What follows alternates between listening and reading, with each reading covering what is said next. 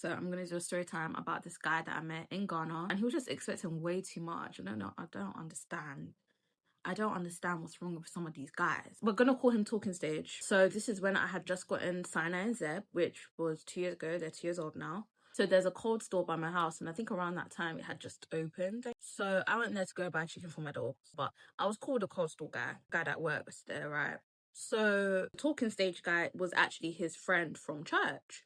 So he said, oh, he was just going to visit his friend. He asked my number. He was not cute, so I wasn't giving it to him. So to like divert the conversation, I was like, oh, I'm looking for a padlock. So come with me and let's look for a padlock. Not knowing that I'd find a padlock in like 10 seconds. Found a padlock. I paid for the padlock. And then I was like, oh, okay, I'm going home.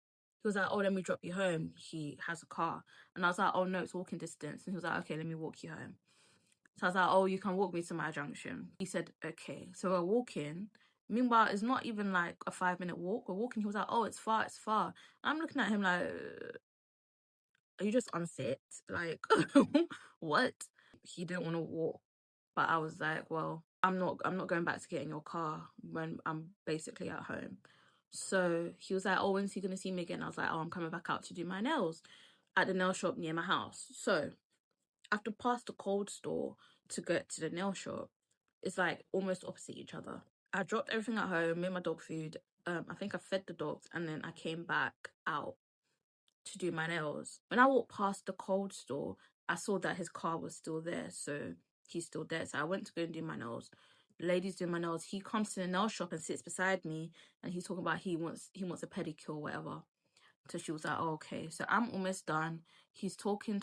I think his friend was there as well. So they were talking and everything. They're trying to include me in the conversation, but I'm not really interested. So I don't remember if I gave him my number or if the cold store guy gave him my number, but he ended up getting my number. When I was about to pay for my nails, the nail lady was like, oh, no, he's going to pay for it. He should pay for it. And I was like, oh, I don't know him.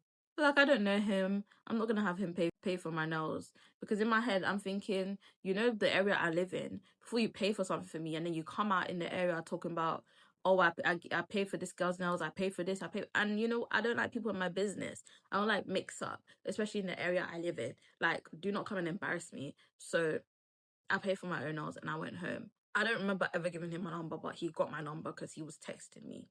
So he starts texting me. He's not cute. I don't think he's cute, let me say. So he'll be texting me and trying to call me and stuff, but you know my phone stays on Do Not Disturb. I'd reply here and there. I was bored and single. I wasn't trying to date anybody. But if you're trying, I'm going to let you try, knowing that it's going to fail, to be honest. But the thing about him is that he genuinely believed. I mean, you're going to have that confidence if you're not that cute. But he genuinely believed that he was that guy. And I just never, I still can't comprehend it, to be honest. I don't know if it's because he thought he had a car and I didn't have a car, or if he thought that he has money or what. But I'm so sorry. When I look at people that I'm going to date, I'm going to think, will my child look like you? And I don't want to be upset if my child looks like you. He just wasn't it. And he's a church boy. And I do not do church boys. Church boys are the worst. Yeah, especially Pentecost. And he's a Pentecost boy as well. Church of Pentecost. No offense, because at church. Anyway, he was always trying, he was always texting me, he would call me, I'll reply sometimes, I'll pick up the phone sometimes. But if I'd message him, I'd ask him about the area because I was fairly new to the area. So I'd ask him about food places around, or like, I think that's it, to be honest. And then there was one time I was like, oh, do you know anywhere around here that I can get tilapia? And he was like, oh, he thinks like at the last junction before the main road. And I was like, oh yeah, I'm not about to go over there, but thanks anyway. He drove somewhere else, not even where that was. He drove somewhere else to go and get me the tilapia. He delivered it to me. I was like, oh, thanks. I even think I made a snap of it.